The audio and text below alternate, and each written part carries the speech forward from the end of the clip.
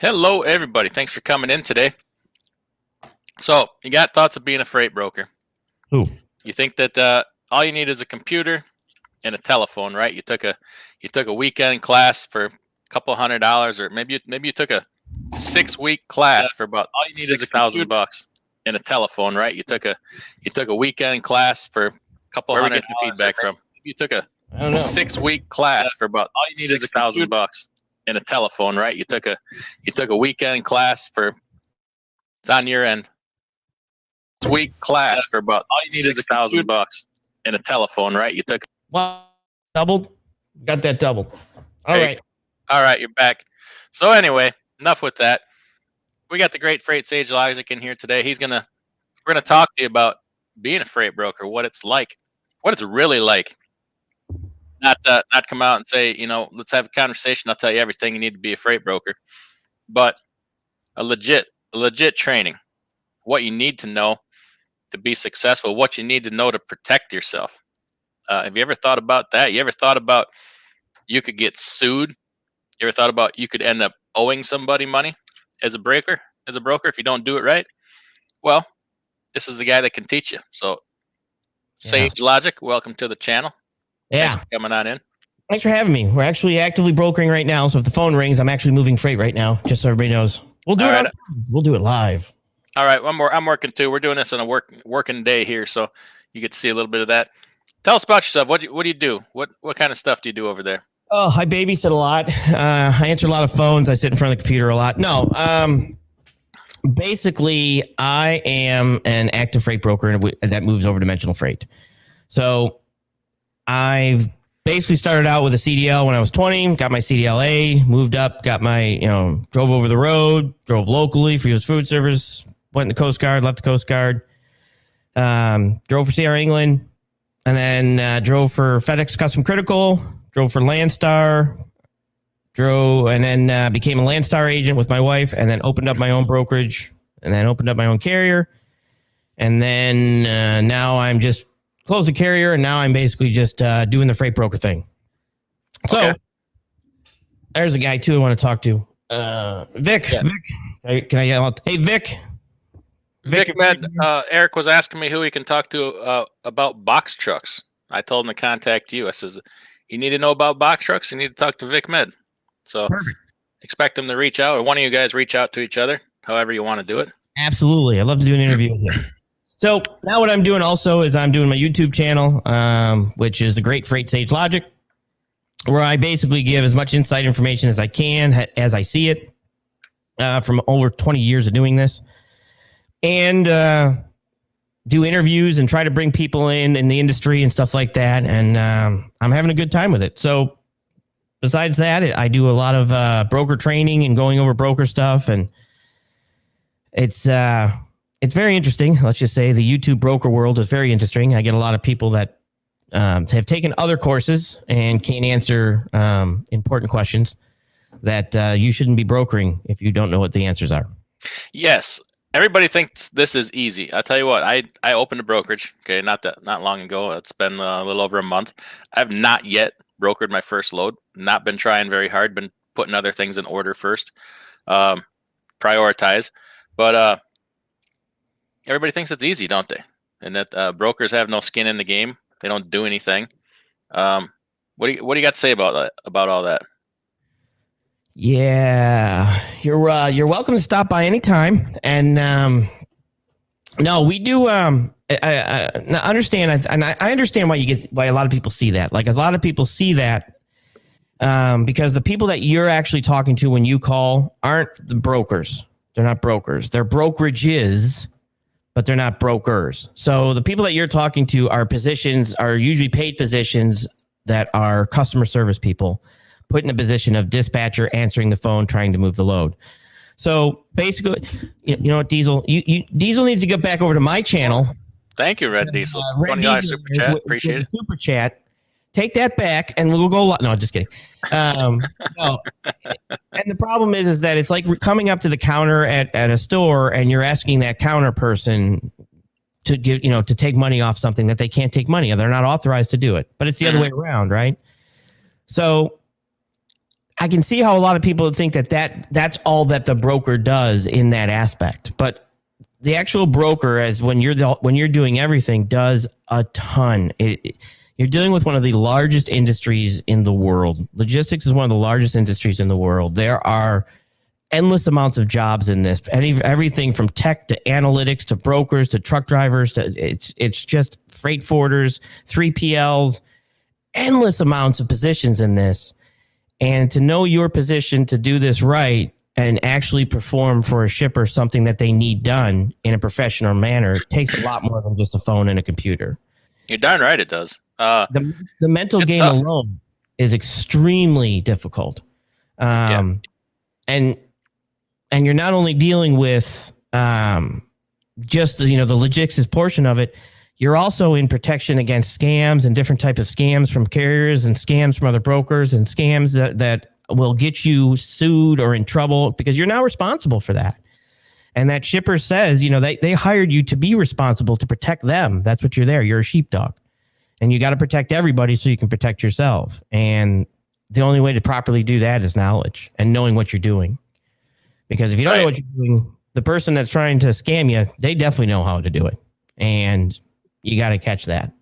Yeah, so that's probably where obviously you offer a course, how a person could be a broker, open a brokerage, or even just how to be an agent for a brokerage. And that's probably where most of the other classes fall short, is that whole other side of it. Not how to be a broker, but the other side of how to not get scammed, how to not get sued, right. How to not get your ass in trouble and lose everything. Right. Because they don't play, you're talking a lot of money here. Yeah. And that's the big thing that a lot of the other broker courses teach you how to be a salesperson. They'll teach you how to do the cold calls. They'll give you your scripts. They'll say, here you go get your customers, go do your, go get customers and basically go do this. And at that point, they don't actually go over, okay, now that I've done all that, what am I actually doing? What is my actual job? What is the role that I'm supposed to be doing here? And a lot of people think it's, go to the customer for this price and go to the driver for this price. And whatever the difference is, you get the money. Perfect. What if the difference is a negative? Yeah, that's the big thing. If the difference is a negative, you're eating that money. That's now your money to pay out. And over the years, I've had a $25 loss over 20 years. Or what if there's a $500 difference and everything's good, everybody's rosy, you think everything's great, and then you find out the next morning that truck didn't show up to make the pickup, and they're not going to show up the rest of the day, and they bailed on you. Yeah, that's what I'm actually dealing with today. Luckily, I was able to find a truck. But perfect example is me. I'm actively brokering right now. I had a load that was supposed to pick up this morning. It was supposed to be a step deck or a CDL hotshot. And then I dealt with the Landstar, actually. My Landstar agent had a truck for it. The truck that showed up was a non-CDL hotshot. Couldn't take the weight, even though I had my weight on my paperwork. He had his weight on his paperwork. Well, now I got to rush to find another truck. I was able to find another truck, and the other truck is on his way to go pick up. But that was a load that I actively committed to, that basically the driver fell off the load, and I then had to fill that truck. I had to have him pick up by today, or I would have been taking a hit on my pickup my actual pickup rating. And that's the other thing too you have to understand is that brokerages, we have ratings that shippers will give us when you're dealing with heavier, bigger customers. If we don't keep our ratings up, we're tossed. They don't use you.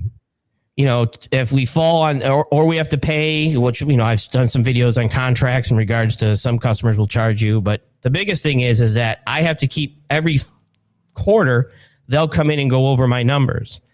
And then they'll say, okay, you're failing here, you're failing there. You're high on this lane. They never tell me when I'm low, I'll tell you that much. But they always tell me when I'm high on this lane. I just thought about that.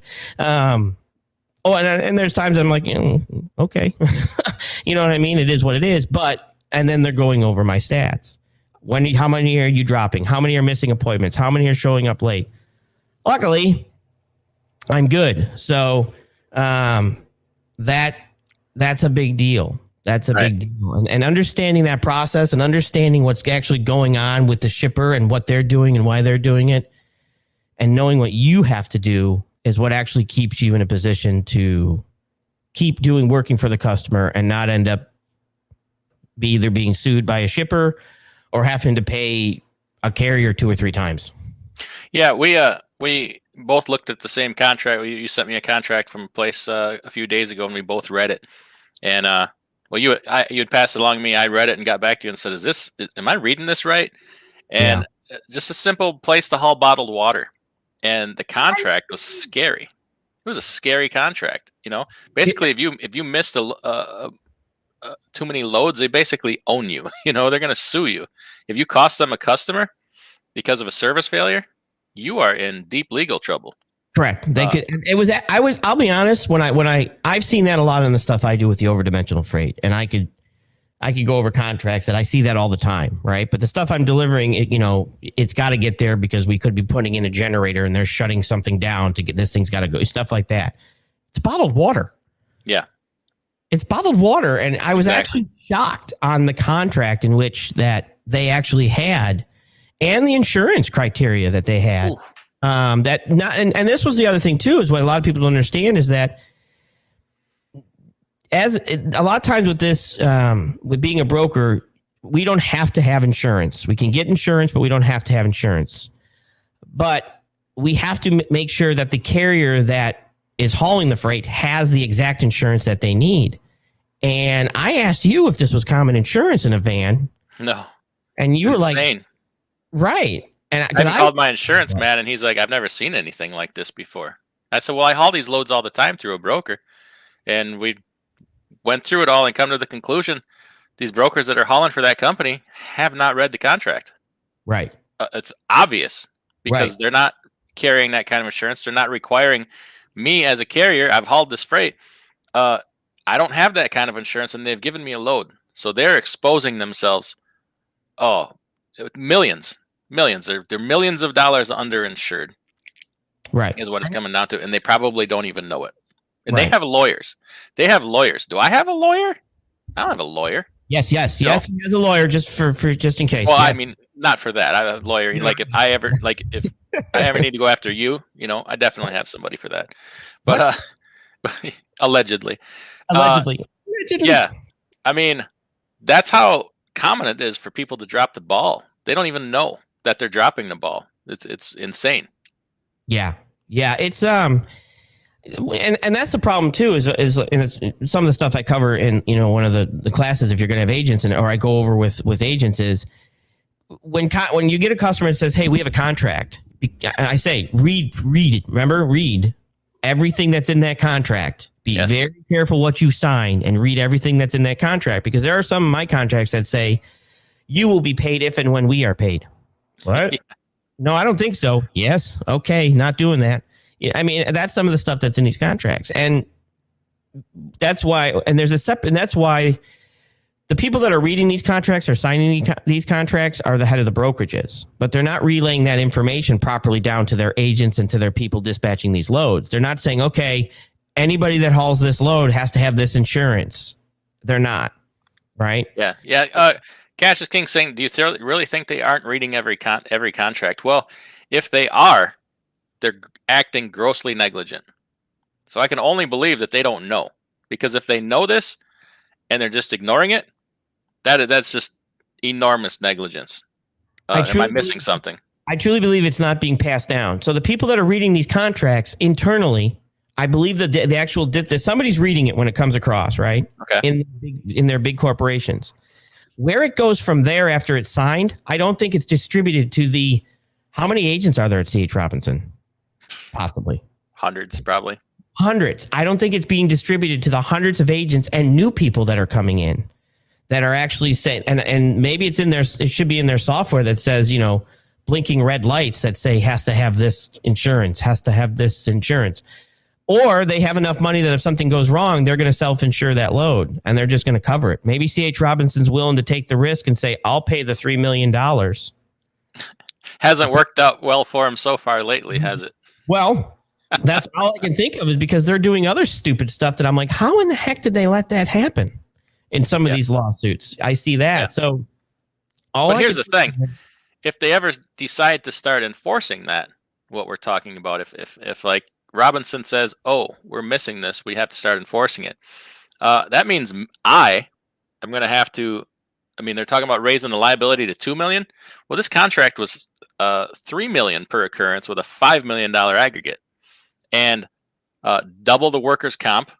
What else was there? There was other things in there too. I can't even remember. Medical, which I don't know what the 10,000 medical. Yeah, I don't know. That should be covered. But oh, and then it was $3 million primary liability and $5 million general. So it's like it's more than what they're even proposing that Congress do.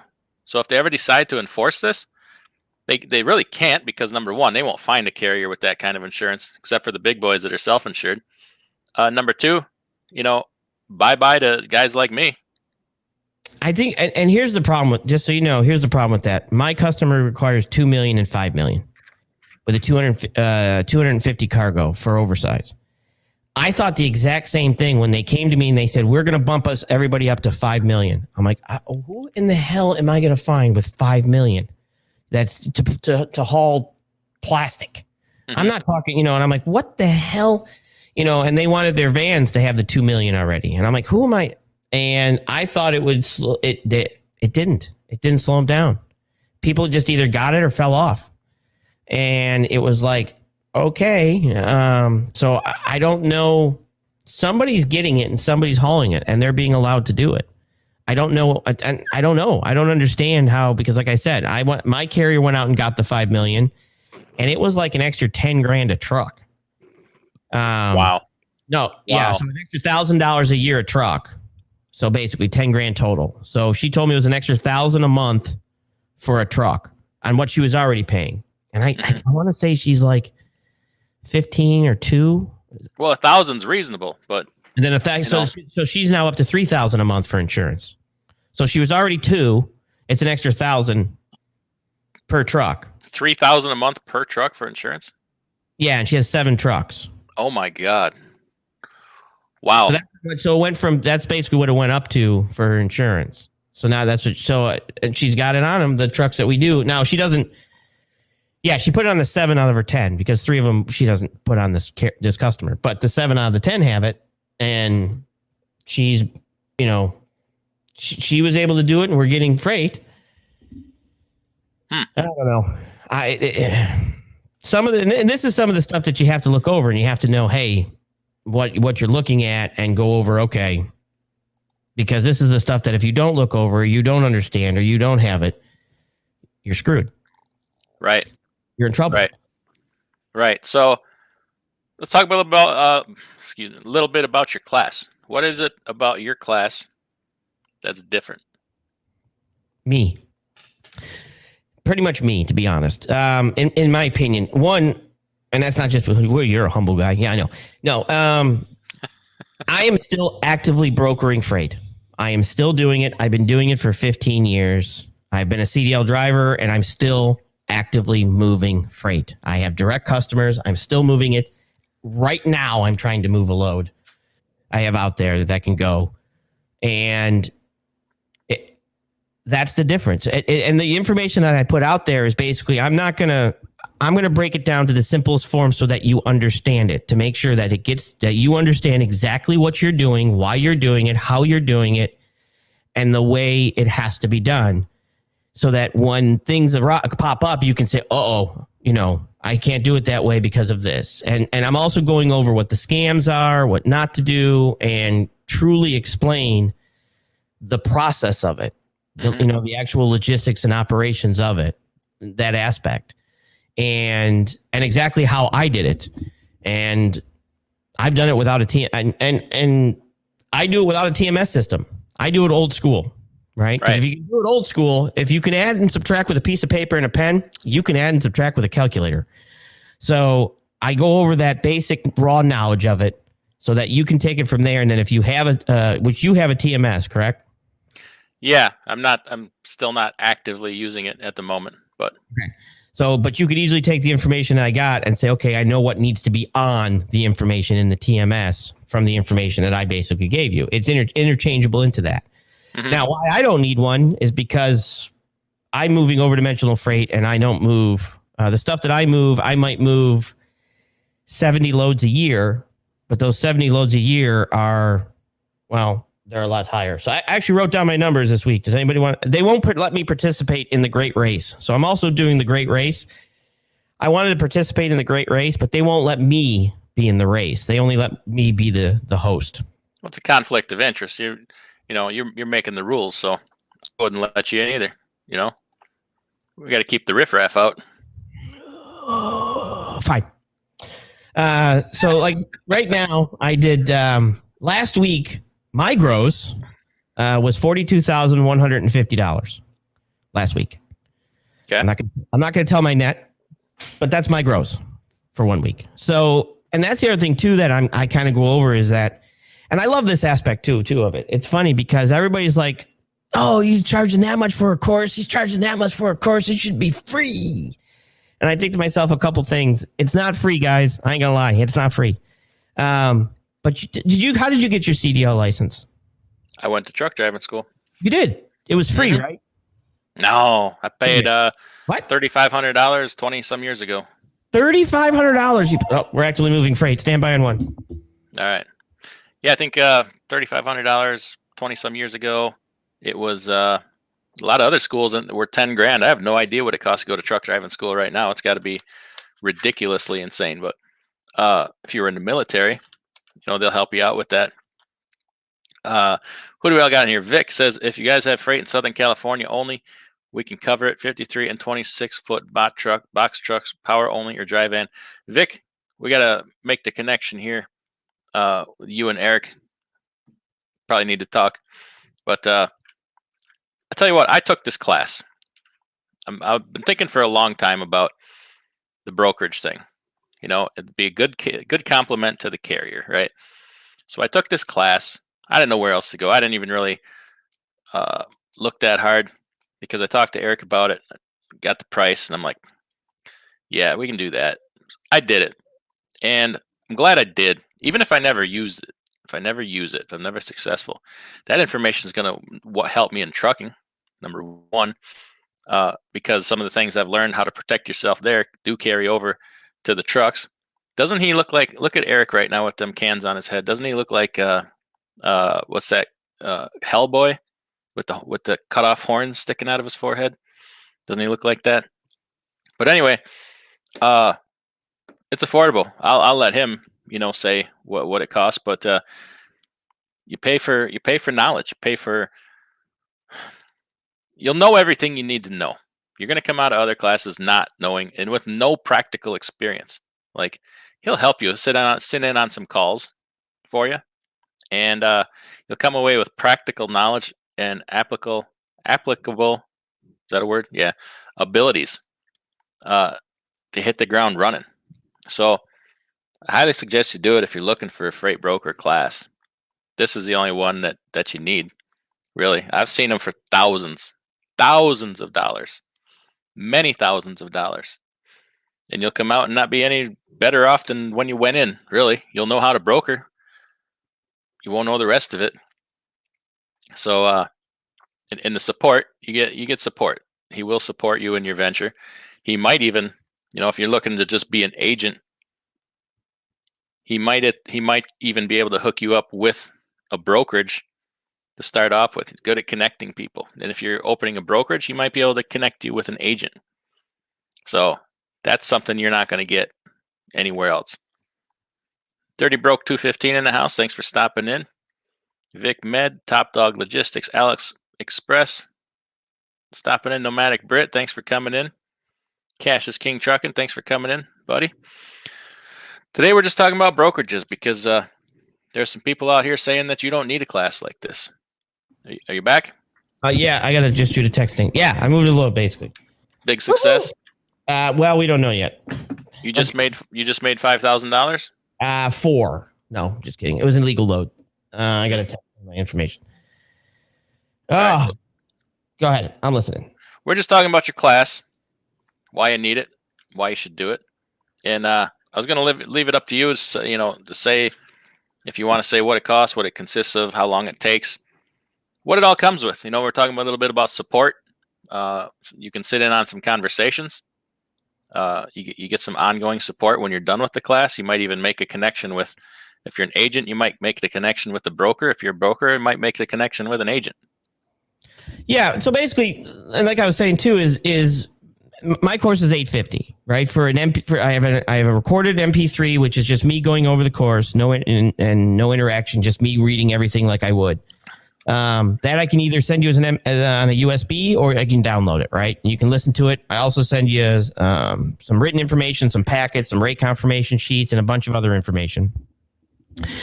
And Carson Trucking. So after that, I basically you can listen to that and you go over that. Now, if there's questions, I answer my phone.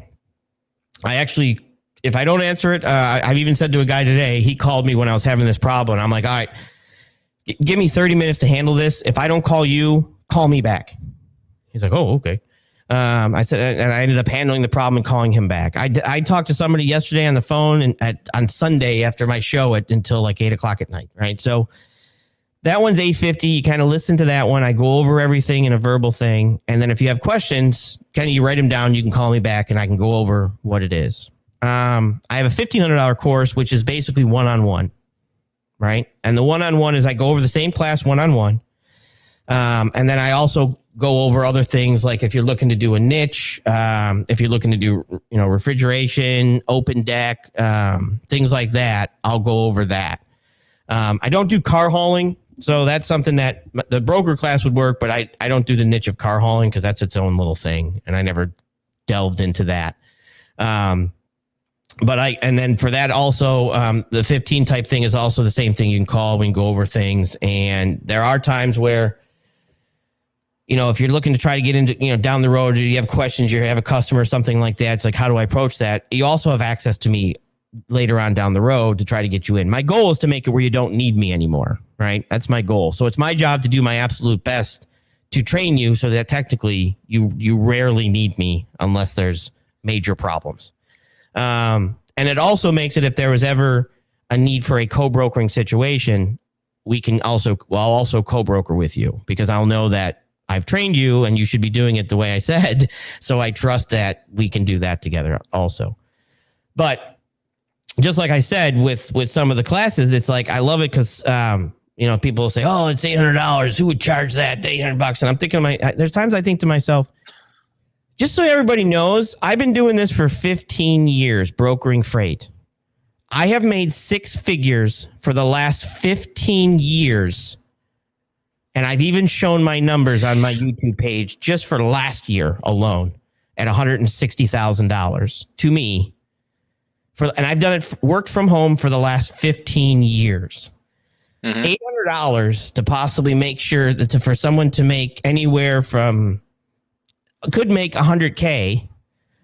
I don't think that's that expensive, to be completely honest. I mean, I know another guy who charges $7,000 to do one-on-one training, and he's not even brokering anymore. Right. And I have had people who have taken other broker classes come to me and I ask them 3 questions. And my main thing is you should be able to answer these questions. If you're not, you shouldn't be brokering freight. You got me on one of them. I did, didn't I? Yeah. Was it one? Oh, we got feedback again. Is it? Wait a minute. Is my mic too loud? How's that? Yeah, that'll work. Yeah. I can still hear myself just a little bit, but it's okay. Are you playing the video? No. Let me see if it goes away when I mute you, it goes away, but no big deal. Yeah, you got me on one of them. I was a little surprised, but there was one of them I didn't know, so you stumped me, but then you taught me, so it all works out. Yeah, and my thing is not just to stump; it's to make it heavy hauler 612. Nylon now is for you too. Hey, is he actually a heavy hauler? Does he actually haul heavy? Is he an OD freight? That's what my specialty is. I don't know, but better do some business here. Reach out. I know. Heavy haul. You should be a subscriber of mine. Find me quick because that's my specialty. That's pretty much all I do now. Now I'm doing legal. But no, it's something you really got to think about. It's like I move millions of dollars through my brokerage.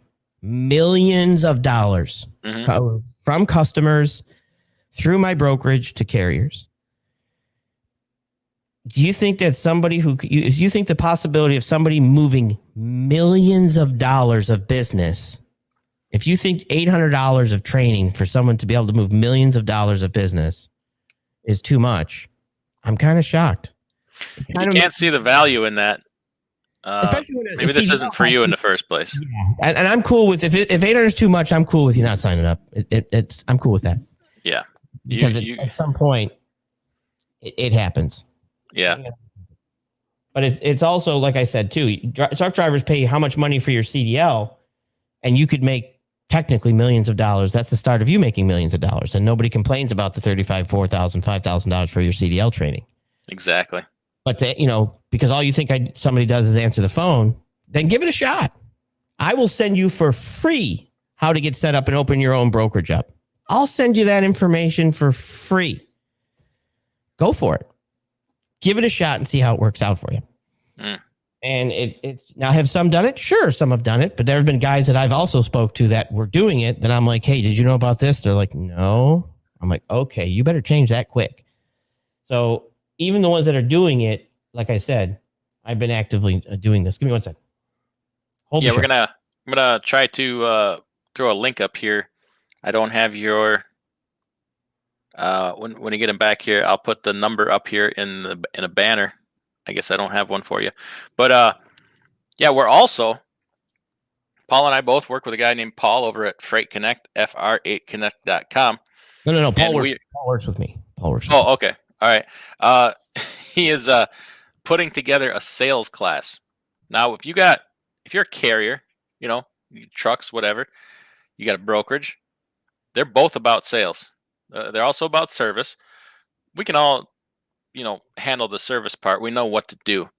The sales part, I bet we don't. I bet you most of us don't, and we could use some help with that. Now, Paul is putting together a sales class and test, doing some sampling on it right now, running somebody through it as a test to see how to fine tune it. And Paul goes all out. We're talking to him. He's like, "Oh man, I already got like 8 hours worth of training." I'm like, well, maybe it doesn't need to all be that long. So let's pare it back just a little bit and put some levels to this thing. But between it's going to be the best broker training, the best sales training that you need, that you're going to get, and it's all going to be about in that same price range. And we're also doing the best carrier class, right? I guess. The best carrier class to get your carrier set up and running if somebody was looking to set up their carrier? I guess we are. I was told today that we are. Hold on a second. Hold up that glass. Hold that up. Hold it up. Back up here. That looks a little fishy to me. Did you find that on the ground in the truck stop parking lot? Yes. No. Okay. My tea. All right. I'm a tea. I do the tea thing later in the day. The green tea thing. Mm-hmm. Looked a little fishy. I just had to check. The green tea thing? Is that what you're trying to say? Well, it looked like something I saw in the parking lot one time. I thought the free tea in the back of the trucking parking lot was too good to be true. Sounds like you took the bait. I did. Yep, you took the bait. All right. I guess we're doing a carrier class. Red Diesel says he needs it. It's going to take me some time to put this together. I'm not a classroom type, sit down and make an outline type person, but I guess we can figure something out. I think that's the other thing too. That's kind of with my classes. I'm not a sit down type person class either. So when I designed my class, I basically I created bullet points, and then I'm a talker. So what I then did was I went over step by step. Okay, how do I move a load? What am I looking for? What's the important stuff? Because a lot of the other stuff that I've gone over is I also do the mental game, because it's a big mental game. Brokering is a huge mental game, and you have to know what's going on in all aspects of freight. And when you don't, you're going to be left out. And it's regards to, okay, when is freight into supply? When is there demand for freight? When, what type of equipment should this go on? What is the customer looking for? And it's for somebody just to go in and say, well, I know van. I'm only going to do van. I'm just going to broker van. That's all I'm going to do is van. It's like, okay, what happens when the customer needs refrigeration? Oh, I don't do reefer. Okay, then you tell your customer no, and the customer says, well, I will find somebody that can do both. And they don't now they don't need you anymore. Yes. And that's some of the stuff that you can't say to a customer. A customer doesn't want to hear no. It's like a hostage situation, right? When somebody takes somebody in a bank and they've got guns on the hostages, you try not to tell that guy no because it ends communication. So if you tell a customer no, it ends communication. So unless they're wanting to ship, tons of drugs, even then you might have to say, well, let me look into that. No, but you have to say basically, let me see what I can do. Let me check into that. You don't want to tell customers no because they will find someone that will say yes. Yeah, it's like Paul says, and we all three of us really say it. You want to solve their problem. You don't want to sell to them. You want to if they come to you with something, you don't say no. You say, well, let me work on that. I'll get back to you. You put something together. You want to be the person that they come to. You want to be the expert. You want to be their go-to guy. Right. When everybody else is telling them, oh, I don't know. I don't know. You tell them, well, yeah, I know a guy, or I got a connection on that, or let me do a little bit of research. I'll find you. We'll put it all together. We'll get it done. Exactly. See, look at that. Look at Red Diesel. I told you. Anyway, and that's the other thing too. It's like, look, there's a lot of things that people don't think about that I go over in my class too. Is like expectations of the customer, expectations of the driver, your expectations. What is the customer expecting? What are you expecting? What's the driver expecting? How do all these fit together? How does freight fit together? How does the supply chain fit together? What's actually going on in regards? Because remember, and this is what people don't understand, is that when you go into that customer has a traffic manager. That traffic manager is to move loads, right? And that traffic manager is under pressure to move things. So he's using you as as a logistics specialist, not just a price getter, not just someone to give me a price. You're a logistics specialist. He could lose his job because of you. He could be terminated because of your lack of ability to do your job, your lack of knowledge, your lack of understanding. Somebody could lose their job. And I've been a customer 12 years.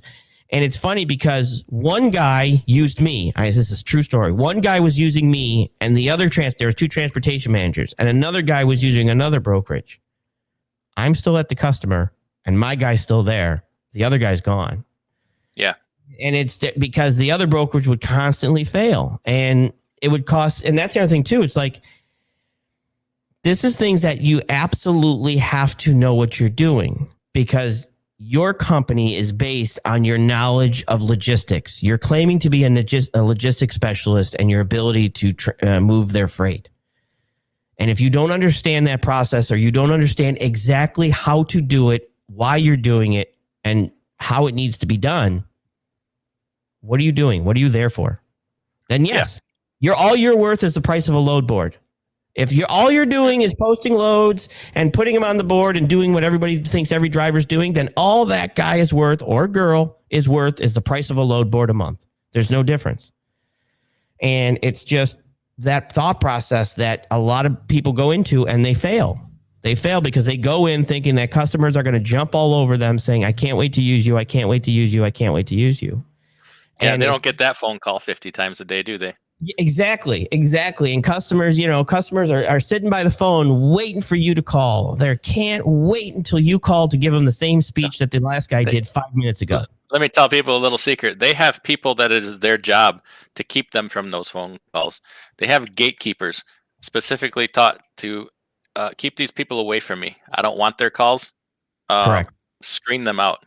So that's what you're going to deal with. Now, something I thought of too. I've taken your class. I talked to Paul. I have not yet brokered a load, but I use the information I learned in your class in my carrier to be more successful with brokers. Like, I know what they're doing, what they're dealing with. So I have a better way of talking to them. I've also used the information that I've learned from you in relations with my customer. Okay. We talk about being the carrier of choice. Right? You have your carriers of choice. You talk about all the time what they mean to you. So, positioning yourself to be a carrier of choice for a customer, or let's face it, some of us may never get a customer, but you can have a broker that you deal with, 5 times a week, 10 times a month. You can be their go-to guy. Correct. $850 is nothing. I mean, one of the cheapest educations you're going to get out there. Yeah, and like I said, and it's, I mean, and there's a lot of other people, and it's like I said. Now, do I teach the TMS? I don't, but I guess what I did. I did hook up with somebody. I did hook up with Pro Transport. They are a TMS system. I've done an interview with them. You can check my YouTube page. I actually did an interview with Pro Transport. And they'll get you a deal. They'll teach you how to use their software. They actually will train. If you have 4 or 5 people, they will train your 4 or 5 people to learn the system. So if you were to hire someone, you don't have to train them. They'll train them for you. Okay. And it's not just watch this video. They will actually do a Zoom call. They'll actually be one-on-one with them and train your people. Their system is very good to be intertwined with both carrier and brokerages. So it works. It talks to each other very seamlessly. So I did go out and hook up with somebody that, can get you a good deal on a TMS system. And now, like I said, do I use one? No, I do it my way. And I've done it for 15 years. And I think, making 6 figures for the last 15 years working from home.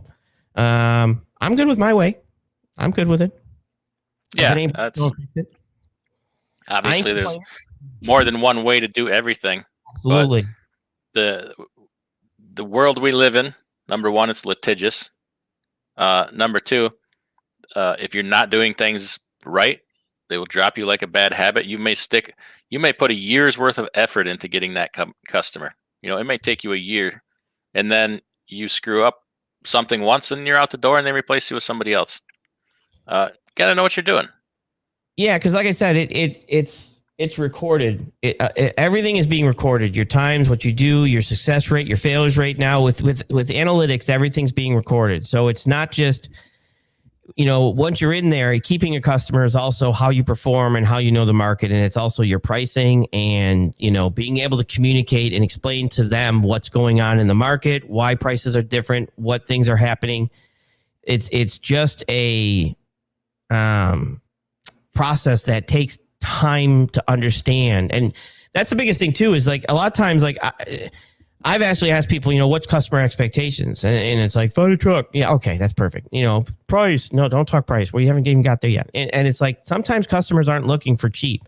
I have seen a lot of guys go in and try to be cheap and it gets them nowhere because transportation managers aren't stupid, right? They'll know when you can't move a load for 50 cents a mile for a full truckload. Right.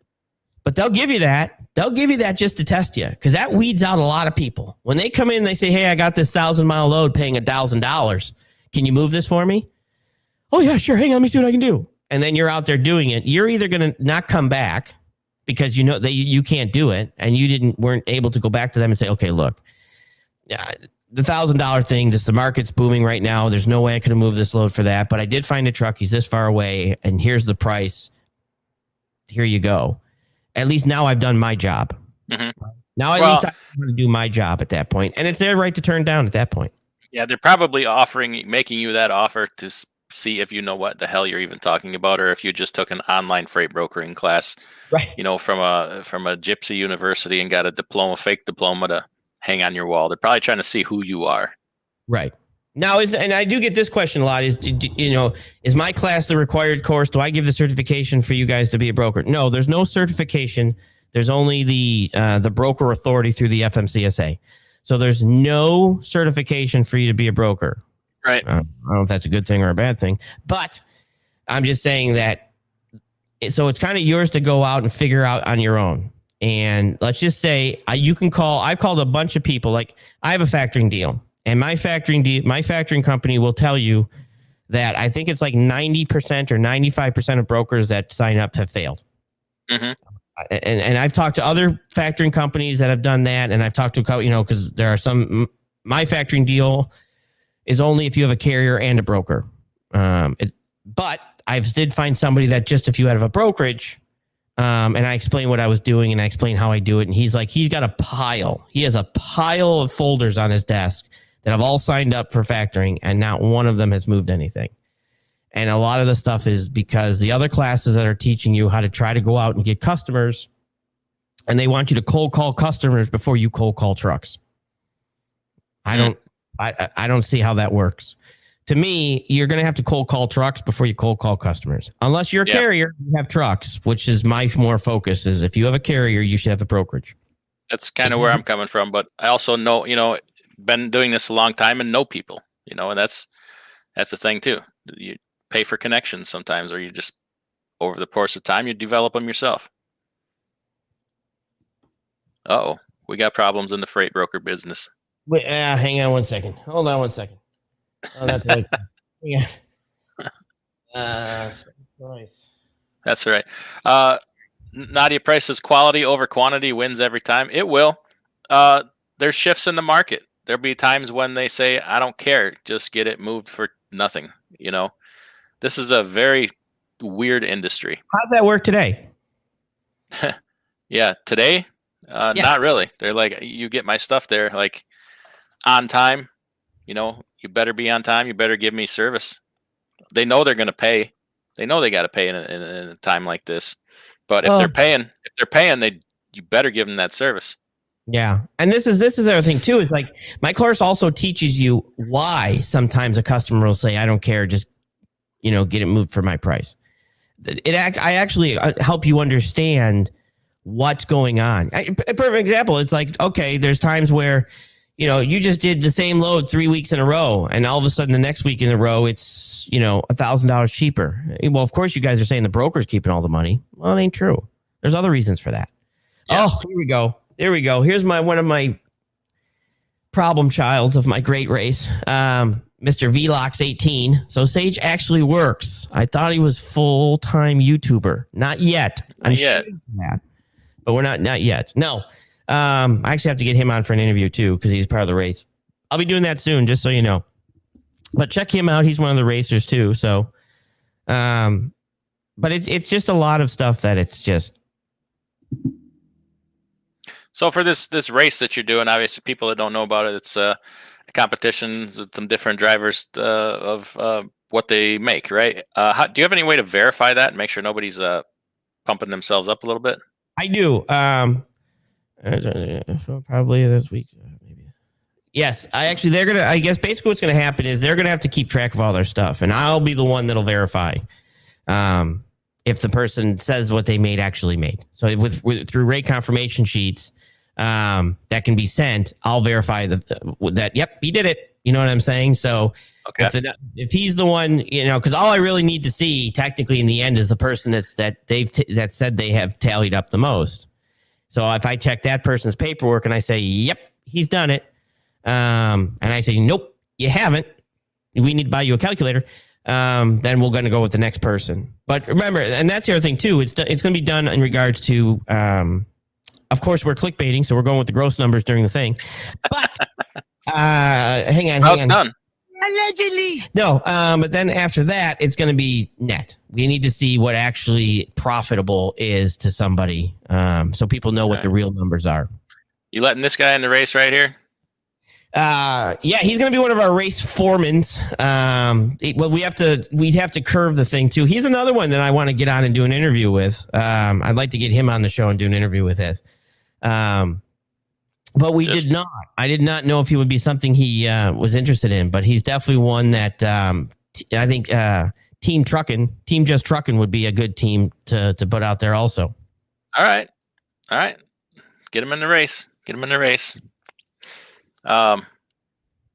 What else we got going on here? Mark says he got $2,800 on 700 miles, then $2,200 on 360 miles. Yeah, it's freight lanes too. I mean, it's knowing the freight lanes, and I know you know that, Mark. You know what you're doing. Is he an owner operator? Yes. And let me ask this: Is it how have you been negotiating? You just been given your numbers? How did you actually pull the numbers off? If you don't mind saying. I did exactly what Sage said. Perfect. Exactly. No, just. Mark's a sharp guy. He knows what he's doing. And I'm not just saying that because I drunkenly bounced him from a chat one time by accident. Oh, wait. Allegedly. That's right. I love that.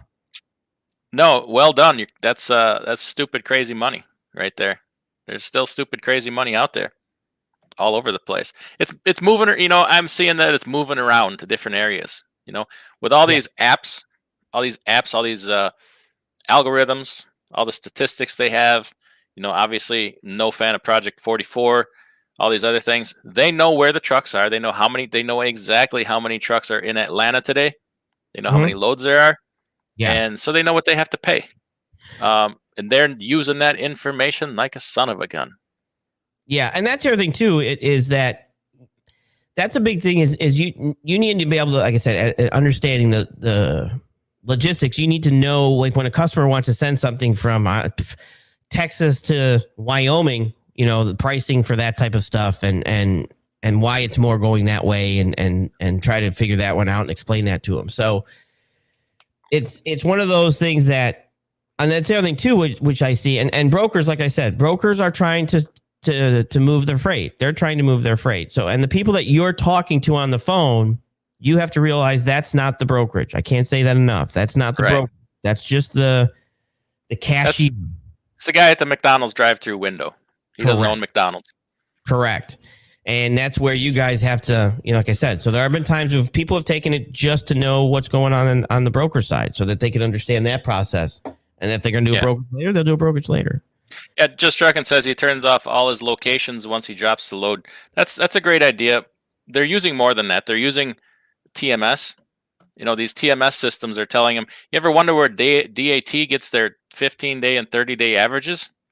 Hey, it's some of it comes from these TMS systems and factoring companies. Correct. They have all that, so they know. They have lead times on everything. Right, and that's a lot of stuff where that information is coming from. Is actually, one is TMS. TMS is, well, Pro Transport does not sell their information. That's another reason too. They do not, and he specifically said that on there. But other ones sell their information to these analytic companies. Mm-hmm. So you have TMS is selling the analytics. You have EDL providers selling the analytics. You have, so all this information, and then when you factor loads, that's where the DAT board finds out how much loads are paying, because you have the factoring companies submitting that information to the DAT boards and the truck stops and things like that. And that's usually to confuse the brokers and get amazing rates. How do you do that? Dud's always winning. He just wins all over the place. He never takes the loss. Dud Hemsworth. I don't even ask where drivers are. To be honest, it's funny. I don't care, to be honest. If I go a load and I just say, to me, it's amazing. I'll just say, look, just like I did there with the driver.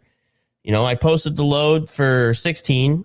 Driver's like, do you have any room to move on it? I said, what do you need? He says 18. I said, what are you going to do for it? I think I shocked him. He's like, what? I'm like, what are you going to give me for 18? What are you going to perform? You're going to give me good service? You're going to make all your calls? You're going to treat this thing right? You're going to be happy when you go in there? Because that's what I need for 18. Now, at that point, I took his price, put my price on top of that, which was, $8,000. And then basically went in there and just kidding. Submitted that to the customer. And then basically, the customer is going to pick it. And then when I sent it to the customer, I said, hey, this is a guaranteed truck. This is, that's what I was typing away. Hey, I got a guaranteed truck who's empty right now. Could load today or first thing tomorrow morning. I can hold him for 30 minutes. Good guy, blah, blah, blah type stuff. Please let me know as soon as possible.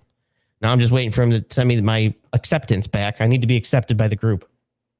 And that's so understanding that type of stuff. And that's the other portion of it too that I talk about. You have to understand how to talk to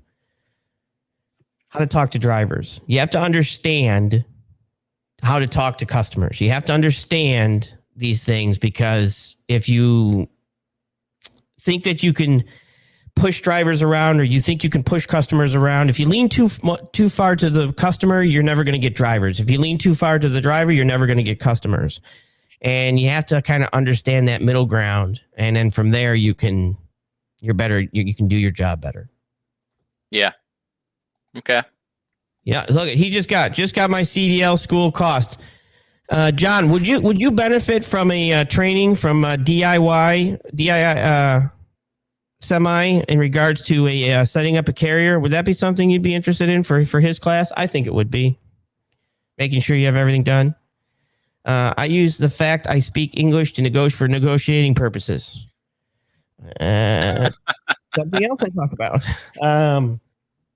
No, that's also, it's communication's key too. And that's another thing. That's another thing that you have to be able to do. So. Okay. Yeah, you're absolutely right. And if you can't do it, hire somebody to do it for you. Yeah. Yeah. And now, again, there are things that I had a carrier. One of my carrier called me and said, hey, I think I screwed up. I'm like, okay. She says, I was supposed to we picked up 2 loads, and they were supposed to be COD. And when we got to the receiver, they paid us by PayPal or Vivo or something. I don't know what the hell it was. And now they're disputing the charge. We've left, and now they're disputing the charges, and we're down $10,000. Ouch. Like, yeah. So she's like, help. And she's my carrier. So I said, okay, hang on. I mean, she's not my carrier. I don't have a carrier anymore, but she's a carrier that I've contracted with that I work very closely. So I can't have anything happen to them. So I said, all right, give me his, and she's been trying to get a hold of him for 4 days. So I said, okay, give me the number. So I made the call. I said, you have the bill of lading? She says, yes, give me the bill of lading. They picked up in an auction house. They were delivering some trucks, and they dropped them off. I said, perfect. Give me the bill of lading. So I gave the bill of lading. I think I left maybe a 3-minute voicemail. 15 minutes later, I got a call back. 25 minutes later, we had our $10,000. Done deal. Yeah.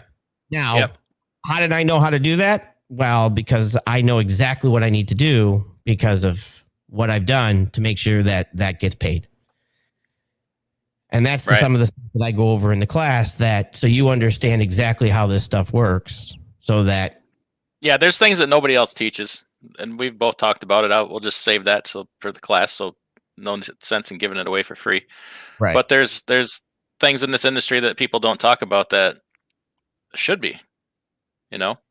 You better know. In my opinion, you absolutely, some pertain to you, some don't. But if it pertains to the movement of freight and logistics and things like that, even if it doesn't pertain directly to you, you should be aware of the stuff, because it still pertains directly to freight and shipping.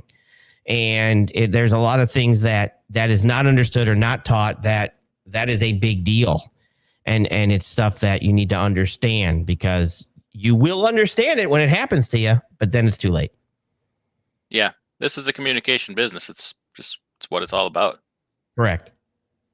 And this is the biggest thing that drivers need to understand, is that you need to bring yourself from being a truck driver to changing yourself to a logistics specialist. You're no longer just a truck driver. You're actually a logistics specialist, right? And in being that logistics specialist, you have to completely understand the role you're now playing and how all the pieces fit together. Right. And if you can't understand how all the pieces fit together, you're never going to put the puzzle together. You're just going to stand there and never be able to put them together. And that's kind of that portion of what I do in the class, to make sure that all the pieces are put together so you can actually do the process and get it done. Yes. Sorry, I'm working out some things behind the scenes here while you're talking. I know, we're both in the middle. I'm still waiting for this. So it's a work day. It's got to be done. A 10-hour live stream will never happen here. There's just too much to do. I could probably do it. You probably could, because you can talk. I can talk a little bit. I can, as long as I can still do this, handle this load, I can do it. All right. Well, here you go. I'm spoon feeding you one right here. Black on my screen. I don't know why that is. So let me read it from the. I have a new CDL and new authority, but I want to add a freight brokerage. What's the best route? Do I need to open another DOT? All right. You need to call Eric, is what you need to do. Yeah, you need to shoot me an email, because what I'm going to do is basically break it down. But this is kind of what I give for free. I don't charge anything for this, the first setup. So just so everybody understands, it's completely separate from your carrier. You want it completely separate. So you have to get a $75,000 bond. So to get the bond, I've got a contact that I can send you over to. I don't get anything for that. And they'll get you a price on your bond. It's based on your personal credit score. It's a surety bond, so depending on your score is depending on how much it's going to be. So basically, mine's around a 650. So my bond costs me about $1,500 a year.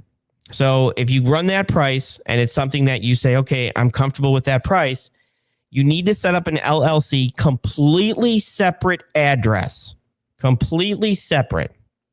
And I'll explain. You want it to be at an address that is not a part of your carrier, because a lot of times if another brokerage sees that you have a brokerage, they might not want to give you freight. Or if your insurance sees that you have a brokerage and a carrier, they might not want to give you freight. So you separate it completely, and you do that by putting it in a different address, completely different address, right? A different LLC and a different address. You can either get a UPS store, a virtual address. It doesn't have to be a physical address for a brokerage, but it needs to be in a separate address. Once you set up the LLC, then you apply through the FMCSA. You get your FMCSA, your BOC, your UCR. What am I missing? Nothing. And then you go back to the bond company and they apply your bond to the brokerage. You now have an active brokerage. It's pretty, that process is fairly simple. I've got a PDF that I'll email you explaining that. But the big part of that is set it up completely separate. 2 different companies. Right. And for your protection in regards to making sure that no broker comes in and says, oh, because I as a broker can log in and I can see every FMCSA filing under you. So if there are 2 FMCSA filings at the same address, I'll know that they're yours. So just so you know, I don't have to run your broker just to see that it's there. I can just run an address check and I'll see that there's 2 FMCSA filings at the same address. Well, you almost kind of sort of dealt with that today. I did. Today I had a little bit of a problem. I had did I talk about this yet? No. Today I had a carrier take a load, and they were supposed to pick up today. They booked it on Friday. It had to be either a CDL hotshot or a step deck trailer because it weighed 11,000 pounds. Carrier showed up and was a non-CDL. And now this is the other thing too, is my shipper, I've been working with him for 15 years. So anytime it's a hotshot, I tell if it's a new guy I don't know, I will tell my shipper, hey, can you check and see if he has a CDL? And my shipper will go out and say, hey, let me see your license. Because I know that they can't do it, they can't do it without a CDL, but guys will try to allegedly bootleg it. So I protect my carrier I protect my shipper to tell them to check the license if it's a hot shot. So they'll check it. So he checked his license. He called me up. He says, I got one. I'm like, oh, you got to be kidding me. He did not have a CDL. He could not haul the weight. And at that point, he was off the load. And I had to bring another load in. Called him back, found out it was a dispatcher dispatching him who was pretending to actually be a carrier. And I finally tracked down the actual driver. And the problem is I told the driver, hey, you're just so you know, your dispatcher just got you tossed out of Landstar and me. So how's that working out for you? You did find that out? Yeah. Good. Tragic. So basically, he's now. So I went to my Landstar guy and I submitted that saying, hey, this guy just fell off our load. He can't do it because of his dispatcher, blah, blah, blah. So a dispatcher can get you tossed from a brokerage, just so you know. Be very careful. What if your dispatcher's drunk? Yeah, that too. But basically, that's kind of where that ended up. I was able to find another truck, go in there, and still make pickup today, which was fine, thank God.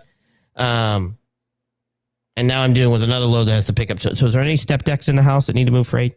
We had a heavy hauler here. We had a heavy hauler. Where'd he go? Heavy hauler, if you're still in here, get a message on over. No, is that Nadia Price? Am I pronouncing that right? Can you talk about the class you still offered? I do. Shoot me an email. My link should be pinned, or no, maybe not pinned. Did I send my link in here? Yeah, hang on, let me do it again. Shoot me an email. It's on my YouTube page. It's on my YouTube page, which I just put in there. Shoot me an email, and with your contact information, and I can give you a call, because I went over it. So you either have to go back, slide the red line, or you can just give me a call, and I can just go over it also. Okay. Excellent. Cool. I have to set a brokerage. Yes, in my opinion, if you have a carrier, you should have a brokerage. It's fairly cheap just to have it, right? Just to at least have it on standby. It's going to take about 6 months to gain kind of some interest sometimes to be able to get carriers to be able to haul your freight. So it takes a little bit of time for that. So setting it up and letting it sit.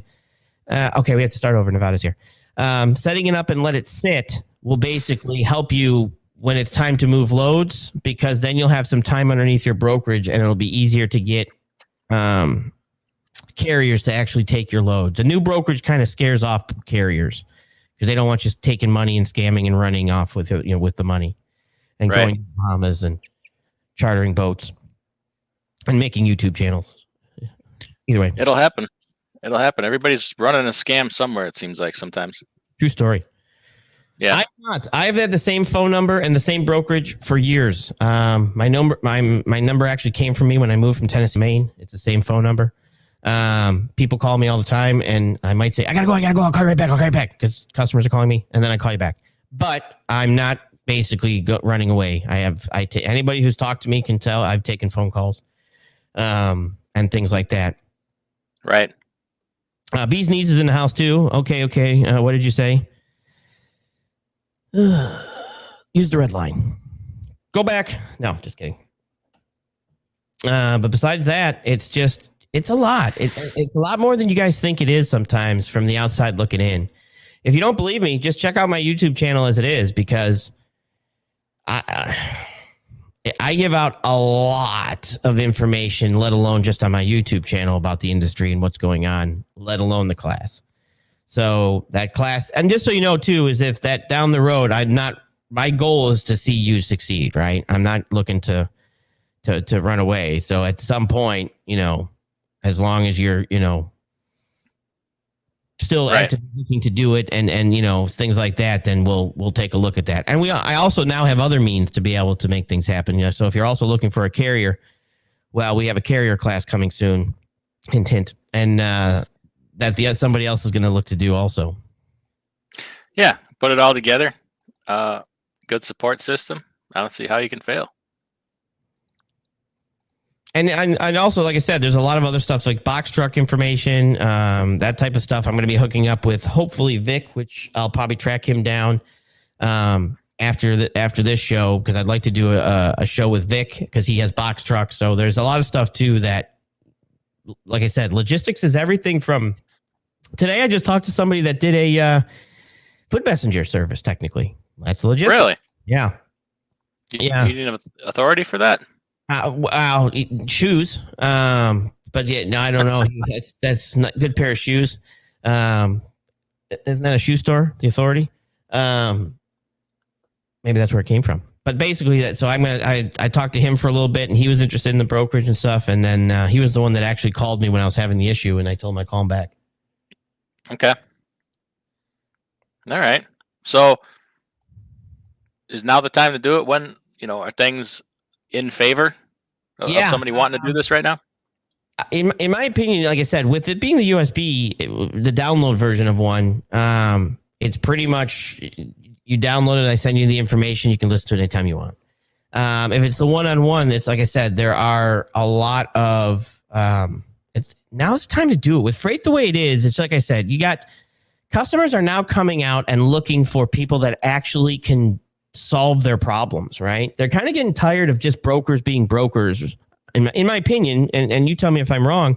Mm-hmm. But they're actually looking for carriers that can actually say, yes, I actually have that truck. And then when you get that job done for them, a lot of times they're saying, man, I wish I had 10 more of you. And now you can say, and next thing you know, you have a brokerage and you can bring that in. So yes. I'm living that, I've it's small time, but I've worked out a situation like that with one of the people I got in direct with, and especially on one certain lane, I get the offer before it goes to anybody else. And we build from there. We talk all the time, like, I like doing business with you, you like doing business with me.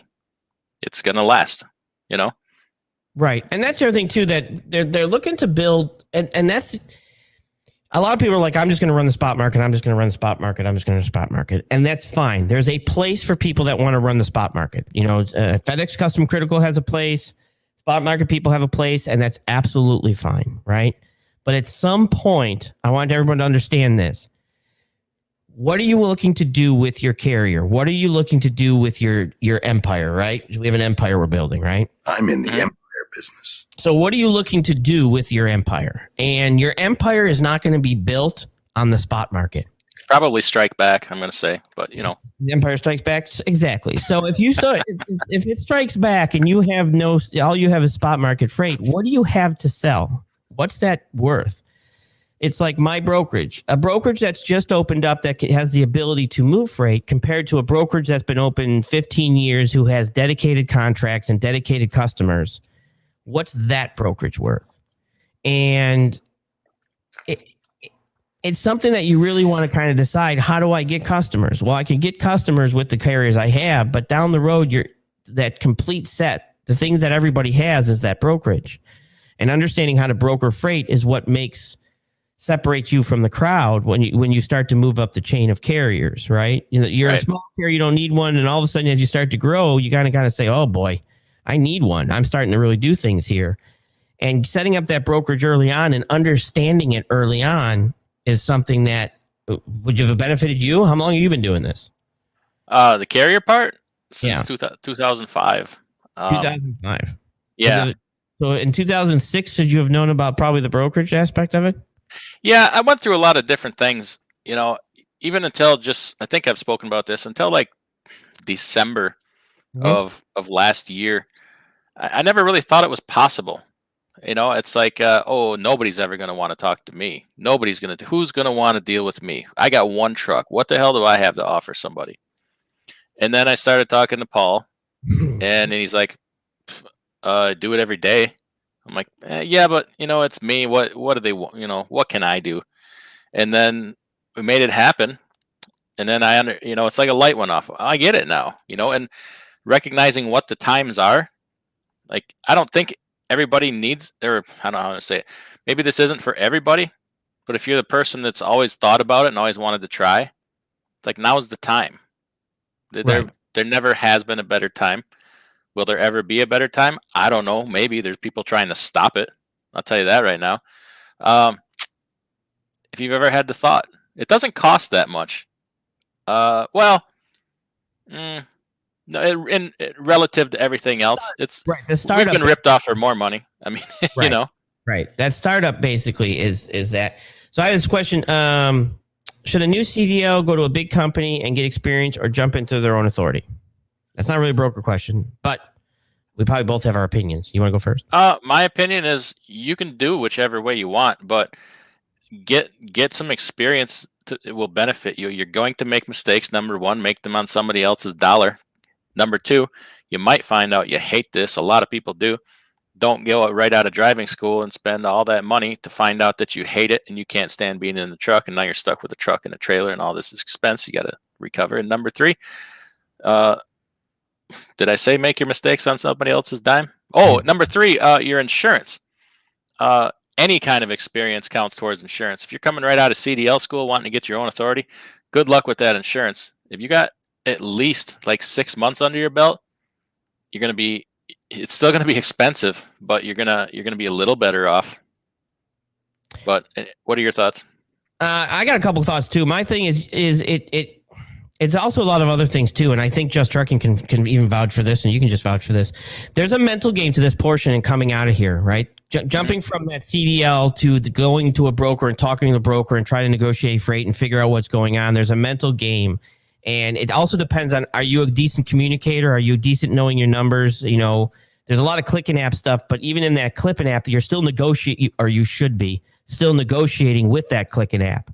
So it's sometimes learning your clock and how to run your clock and then getting a little bit of experience before you jump out on your own. And then now learn, okay, I understand the basic game, but now I have to understand the business side of it. It kind of depends on how business savvy you are before you come out to jump right into a business and learn the job and the business at the same time. So It's hard to say without knowing more about you and what your background is in regards to, your business sense and learning the job, because it takes time to learn the clock, learn the truck, learn the system. And then eventually you're like, okay, I got this portion kind of down. Now to learn the business aspect of that business on top of learning that clock, your EDL, your log, and how to drive the truck and how to negotiate, brokers and things like that. It's hard to say without knowing where you came from and actually talking to you on the phone a little bit and kind of determining that standard. Yeah, and it also takes a lot of money. And well, he says he has 40 grand. So. Oh, does he? Okay. Well, that helps. That helps. Yep, you're right. 40 grand. It's probably better than most people start with. I'll be honest with you. True. Very true. And if you were looking to make the immediate jump, I mean, right now you can make a lot of mistakes and still overcome. Right. You're gonna make mistakes. I make mistakes. We all make mistakes. It's just right now the money's good enough that they won't hurt as bad. Right. And that's something that we have to, you have to kind of weigh out. If you're a business savvy person, on top of learning a new field that you may or may not know anything about. I know he just finished school, so he was going to go to CDL school. I don't know what you did before. So it's kind of that. And then the other thing too is another aspect of that is it's like for me, there's a different aspect that you put on the things when you have to succeed. I had to succeed. I was broke. I got to a point where we were behind on all our payments. 2008, I had to surrender my truck because my wife couldn't leave home. She has anxiety and stuff. And I had to succeed. I had no choice. It was do it or not. Do it or die, basically. At some point, I was actually worth more dead than alive. So it was one of those things that I had no choice. So I pushed through that. So it kind of depends on that. Sometimes becomes a factor also. And different people respond to different pressures differently. Some people respond best to that kind of pressure. Well, it's like do or die. I got to make this work. And some people are like, okay, I got to prepare for this. Yeah. I guess I'm more of that type of person. Well, I was Coast Guard search and rescue. So I guess I kind of, I'm actually better at the, put me in, coach. I'm ready to go. But I do get seasick. We all get seasick. Yeah. Yeah. And that was a big thing with me. Do you have to be a good salesperson at this? You have to be a good problem solver at this. To be helps. Honest, but sales helps. So if you're antisocial and not able to communicate well, that's going to be a problem. But you can hire people to do the sales for you, but you're going to have to then be a good problem solver because this industry is about solving problems. I guarantee. I had one person call me and say, well, do you teach sales? And I said, well, no, I don't teach the sales portion. I teach the solving, for here, don't sell, solve. If you can solve somebody's problems, people will pay you to solve their problems. And her statement was, well, what happens if you don't, you find somebody who doesn't have any problems? I said, in the trucking industry, walk away because I haven't seen any. I run a scam on you. Yeah, there's no way that somebody doesn't have a problem in the trucking industry. It's not. I don't think it's possible. Well, yeah. Until self-driving trucks. Stop it. Yeah. Nevada's got a question here for you. What do you think of this statement? The brokerage is good in down markets and not so much in good markets. I'm getting my money. If you're moving freight, I'm getting my money. So it doesn't in good markets for you or bad markets. I get the money that I need to get to move the load. That's what I get. Yeah, I like this. Kelter Rooster Travel says, I don't want to be a broker, but would really like to understand that part of the business. That is a very good idea. I've benefited from that. Like I said, I've applied it to several different areas. Knowledge, shoot. You can't be hurt gaining knowledge. Yeah, and that's the other aspect too. Oh, do it. You want to do it. You want to do it. Do it. You got that button? Gary Bates has a question. I have a Gary Bates button, everybody. This is the Gary Bates button because I don't understand the question, Gary. Seems pretty simple. Now Railroad has 2 trailers where I am. Smiley face poop emoji. 2 trailers, two cars, 2 railroad cars, or trailers? I'm confused. It's all right.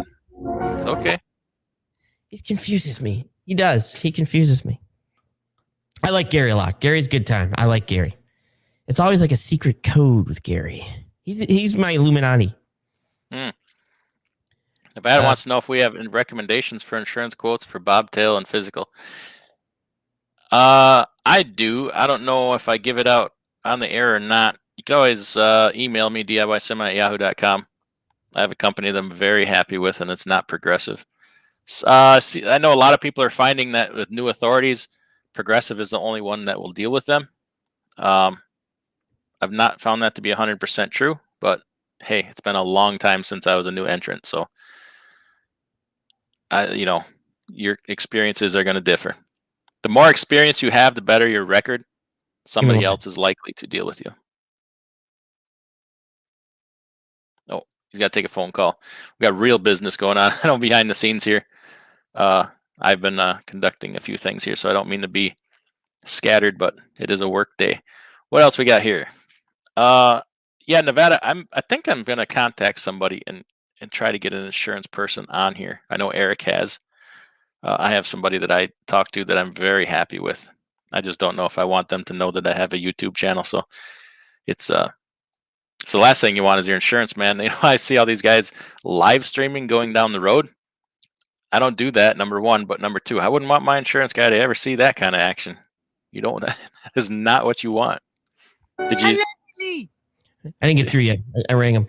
Oh, okay. He's business savvy and been studying trucking for a year. Come out of Ford Truck Assembly, single no. Okay, yeah, you might be in a better situation than others. Mm-hmm. Yeah. Why no button for Dud? Dud, first time are you subscribed to me, Dud? Because I have no problem. We can find a Dud button. But yeah, I think the button for Dud needs to be. Yeah, tell me what it is. What's that from that old cartoon where he had the donkey? That's the way it is. Is that Bullwinkle, right?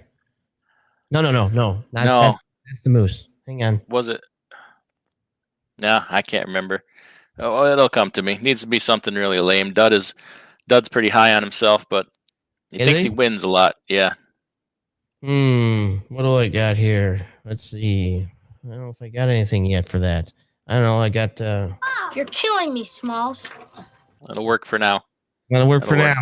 He is a loyal viewer, though. I'll give you that. And anybody that talks in the third person is a real person. Sage said so.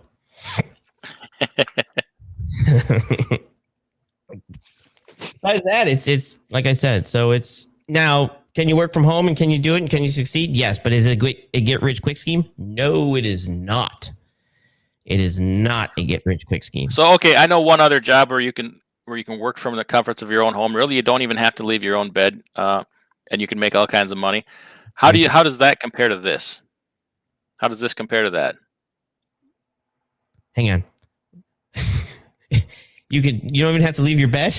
Yeah. It's the only other work from home job I know where you can make all kinds of money and really never leave the comforts of your own bed.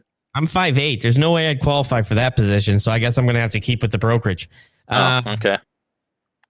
Yes, it's a little step up from there because as drivers think you're only screwing everybody else, but they do have that in common. All you do is screw people all day. Yeah, there's the very common thing. All you as basically they said is all you do is screw people. So, but as you know, 5'8", 45-year-old, maybe there's a thing for that nowadays. I don't know.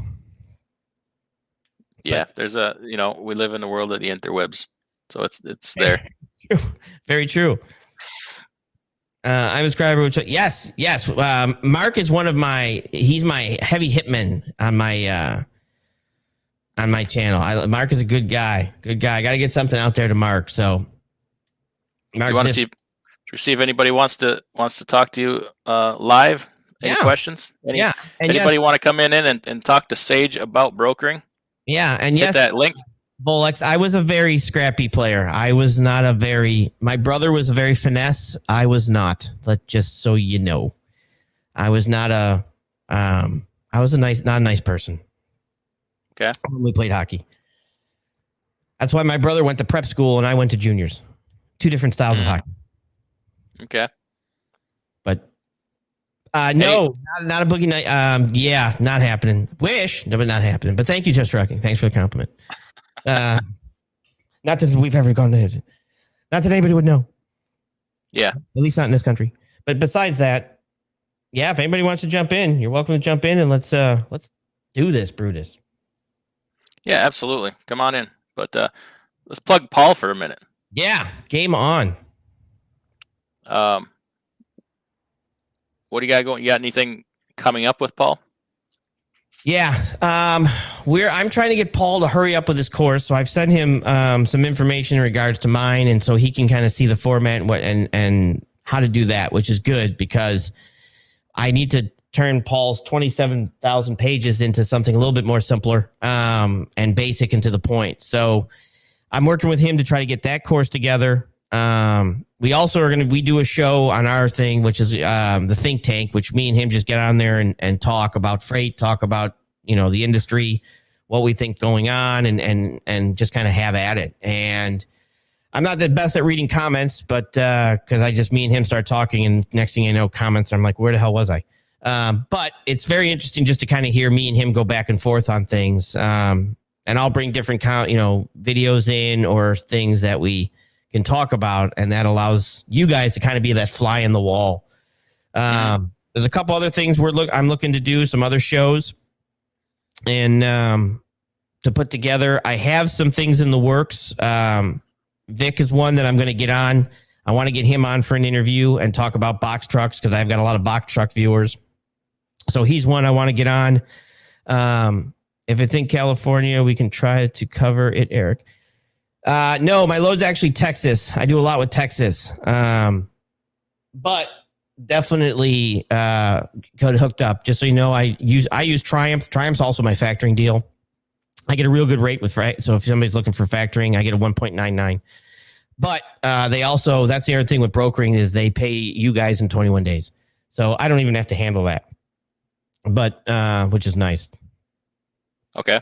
3PL massive in one brokerage company. Yes. Vic, everybody needs to know that there's a new broker out there called Massive 3PL. They are a scam. Are they really? Absolute scam. If you want to talk about a scam brokerage, I don't believe they're even in this country. They have some kind of virtual address, maybe. There is not one of their people that is in this country. Jump on them and expose. What are they doing? They don't pay their bills. Number one. Number two, I emailed them a couple times before I figured it out. They don't get back. They don't post a phone number. You can't contact them. You can't call. They don't pay. They don't do. Once you book the load with them, send it. They'll ghost you. So, hey. Okay. So one of the things that we need to talk about real quick is a bond, a broker bond. So a broker bond is a $75,000 bond in which a broker has to carry to have a brokerage. They have to. Mm-hmm. Now, to find the bond company, you would go to the FMCSA snapshot. And when you go to the snapshot, it'll give you three ways to find them. You can either type the name in, type the DOT number in, or type the MC number in. And at that point, you would go to, I think it's license and insurance at the top right. I'm doing this by memory. And you can actually pull that down and find out. It should tell you who their bonding company is.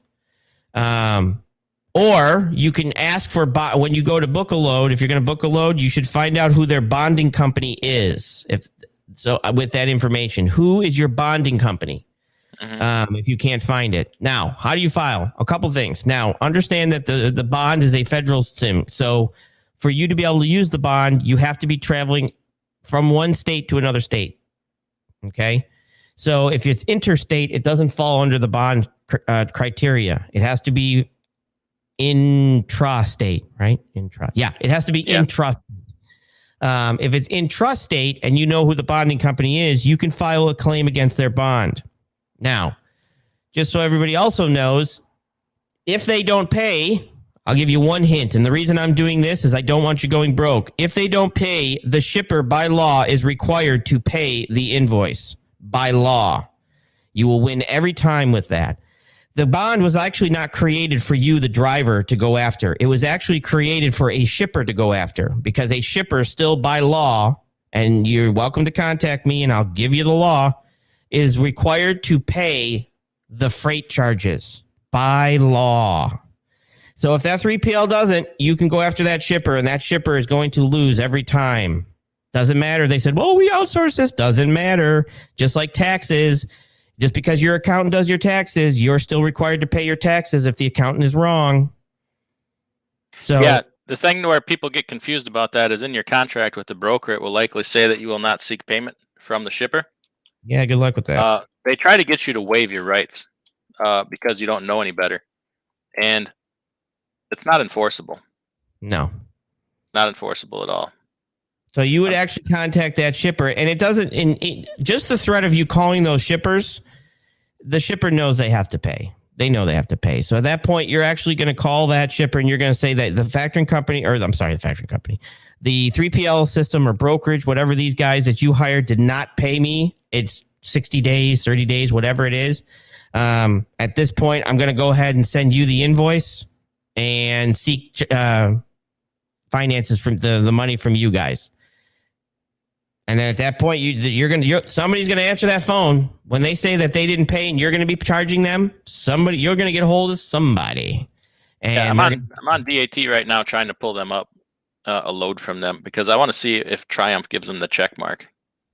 Go ahead. I'm sorry. I'll call Triumph right now. They look like a legit broker, but they are wow. not.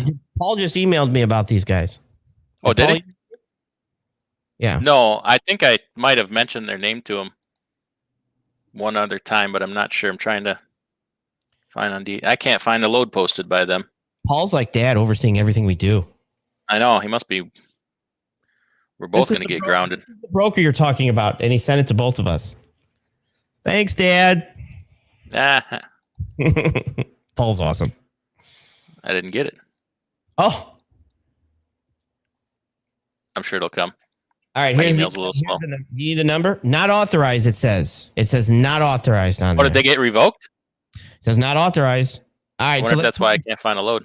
93757. Go back a second.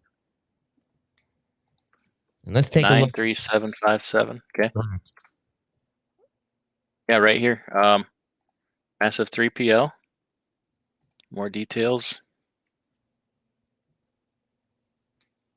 Credit score 90. See, they didn't give them a decent. Not authorized. Yeah, they must have got yanked. Good. It's about time. Can you pull their thing from there? Can you pull their bond? Their bond company? General information. Broker. Operation type unknown. Wow, DOT BOC and insurance. one of his guys just ran a load from them. Oh no. Oh. Can you pull their Yeah, I'm looking here. All right. I mean, they're listed as 21 days to pay. I'm actually going to call Triumph after we're done here. I don't know if they got the check mark from Triumph or not, but if they did, they need to be, doing their homework a little better.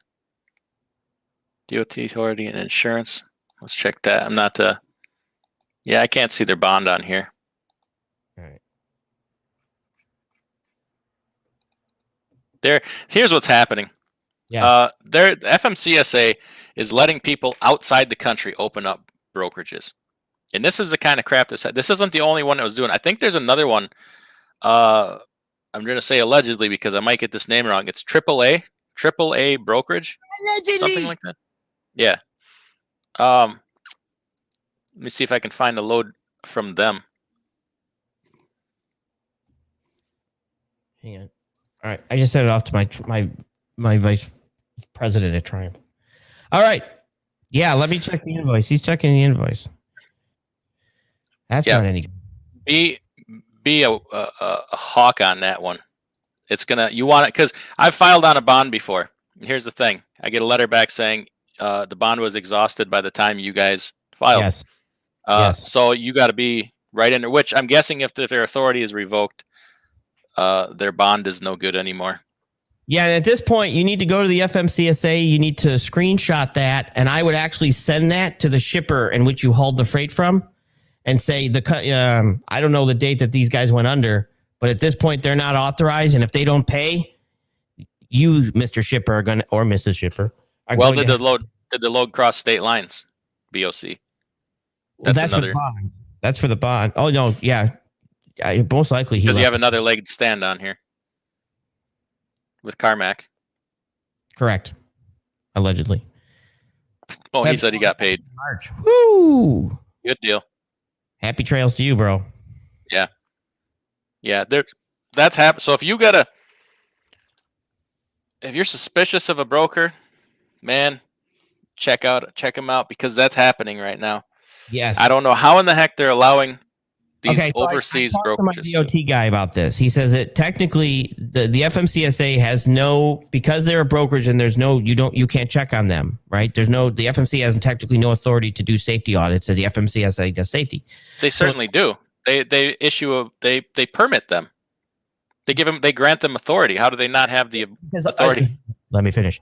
Okay, they don't have to have an address that the FMC is going to go to. You can have a UPS store. You can have a virtual address in this country. So as long as you have a business in this country, so it's actually not just the FMCSA. It's like you can actually have a business in this country. All you have to do is open up a business address. Does that make sense? Yes. So with the DOT, you're supposed to actually have a place where they can come meet you with a carrier. Yes. With a carrier, not with a brokerage. That's the loophole. You see what I'm saying? So all you have to have is as an address in this country. Nobody's ever going to come meet you. Nobody's ever going to come verify that address. For the brokerage, you're saying? For the brokerage, for the brokerage. A DOT, you have to have a physical address that they can show up. But a brokerage, you cannot. They can change that. I mean, I'm just saying. Yeah. I'm just saying that's the loophole. That's the loophole. Is that all they have to do is say, yes, you have to have a physical address in which somebody from the FMCSA can show up and verify. Now, here's the other thing, too, is that because I said, okay, what about this is going to fire everybody up. Hear me out. Broker transparency law that states that I'm not required to keep my paperwork for 3 years and that anybody that's a party to the shipping of the load has access to see the paperwork. Well, that's actually in there for people to be able to do it without a warrant. But in my opinion, to see the paperwork, you have access to be able to come in and see the paperwork. Remember, it doesn't say send the paperwork. It says for them to be able to basically see it. That's why, you know what I mean? They actually have to, I can't think of the word right now. I'd have to pull it up. Inspect, probably. Yeah, in my interpretation of that, you have to have that in this country so that they can technically come look at it. So to me, it's I don't understand how you can view or whatever it is and not have something. Well, that's something that needs to be addressed immediately because it's look, this is the BS address that the broker on Google Maps. It's a field. BOC ran it and it's an empty field. That's awesome. Unbelievable. Yeah. I think there's probably more of that going on. It's all the big brokerages are outsourcing their representatives and stuff. That's a totally different story. That's a different thing. I'm talking about they never existed here in the first place. How are you gonna act on that? You can't. What are you gonna serve them in New Delhi? Who has the jurisdiction? Landstar's even outsourcing their people. Yeah, Landstar's their agents, and I'm like, okay. When I was a Landstar agent, I had to go through orientation. How's that work? And well, the problem is now they don't go through an orientation at the centers anymore. I'm like, oh, okay, that's fantastic. Well, we have some say in this. Obviously, no, we don't. No, we don't. We all get together. We don't take their loads. Well, I guess it's going to get covered. So that's not going to fix it. But yeah, I was about to say, really? Yeah, no, we don't have any say in it. So that's why, like I said, you need to know what's going on, and you need to know, that's why. But then again, there's a lot of shippers that are now complaining about this stuff, and there's a lot of shippers that actually want to have trucks there and want to know that you have trucks and want to know that you have skin in the game. You know what? They can fix it. They can fix it. They can fix it. Yeah, they're the only ones that can fix it. They're allowing it. They won't take a call from somebody like me because I'm small and this and that, or whatever. But you'll take a call from somebody who is running a scam, and you know they're running a scam. Like, they vet people. Yeah, they're going to vet that company, and if they don't discover it, they're fools. That's another thing that I think that tried to get into that the highway bill or the infrastructure bill was that shippers and brokers are now would be accountable for the driver, actual thing of the driver. Yeah, I don't like that. Now, exactly. So for me to actually vet the driver, I think you'd have a better. It's like now I got to know the personal driving rating of the driver that the carrier hires. Mm-hmm. What? I just think that you didn't need to make it that. All you need to do is say, look, you're accountable for the person you hire. You're accountable for the company that you hire, not the person, not the individual. Yeah, that's for the carrier to vet. I am really testing the integrity of this rubber band. You're absolutely right. This is for my water bottle, just so everybody knows. It's not for the job that you don't even have to leave your bed. But besides that, I better put that down. That's going to go all over the internet. But no, and this is some of the stuff too it's out there, and you just need to know. Like I said, if you're not paid by a broker, you try the bond. If the bond's exhausted, the shipper by law is required to pay the invoice. See, I wish I would have known that back in like 2007. That's the last time I got burnt on an invoice. There's statute of limitations on that? I don't have the paperwork anymore anyway. It doesn't matter. Yeah, I have no idea, to be honest. That I have not looked up. I never thought about looking that. We should find out, actually. We should just send him an invoice. Yeah. Do you know who it is? I'll never forget the broker's name, but the shipper was in Blytheville, Arkansas, the load of I-beams. What was allegedly the broker's name? Dogwood Express. Allegedly. No, that was it. I don't care. Screw them. But they were like a sub company under, a DBA under another company. I forget the name of that company. How much did you get screwed on? It was only $850, but still. What happened? Picked up the load. Everything was great. Communicated, loaded, empty. Everybody was happy. As soon as that was done, nobody answered the phone ever again. Outstanding. And they were gone. I filed on the bond and got a letter back saying the bond has been exhausted. You're out of luck. Yeah, you weren't the first.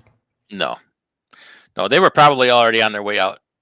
I was probably already moving that load and they were hanging it up. You're packing the bags and putting the briefcases in the cars and stuff.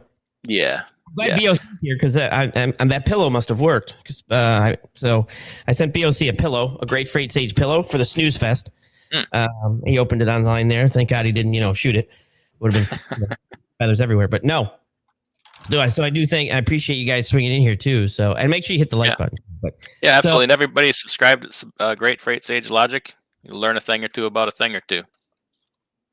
Which actually equals 4. Exactly. And there's nobody else giving out, all the various different kinds of information that he is. So we're glad to have him as part of the crew around here. Hope to do this. Yeah, absolutely. We should do it more. And we should especially do it when you get your class together and you get your stuff for the new people. And we'll do this the other way around. Yeah. First, I have to figure out how to get this shipper here to unload my guy that they just loaded backwards. They loaded him on a 3-stop load and loaded him backwards, and they don't want to unload the trailer and reload it. So first, if I figure that out, then I can manage to put together a class. So they loaded him backwards. Yeah, and they're refusing to reload him. Hey, so, is it a brokered load? Pardon? Is it a brokered load? Yeah, brokers apparently they're fighting back and forth. So we'll see. Sign the paperwork? I don't know. I've just been texting and stuff, and all right. Yeah, because I got to track down and see if my customer is going to actually hurry up and give me this load so I can assign my driver. Yeah, we gotta both go put out some fires. So we'll do this again. And thanks for doing it in the first place. And everybody in here, thanks for. No, he said he did not sign the bills. Good for him. Tell him he's a good boy. He listens to both of us. And guess what? When I send him a rate confirmation, he reads every word. He does a great job. And you know who he is already. Allegedly. So absolutely. Yeah. And listening to stand by, do not sign until it's handled. Yes, he's a good boy. So I gotta go put out that fire. And we will talk to you later. Thanks everybody for coming in. BOC, Cash is King, Vic Med, all the Vic, I gotta just reach trucking. Yeah, Nevada. Thanks everybody, and we will see you again next time. Yep. See you.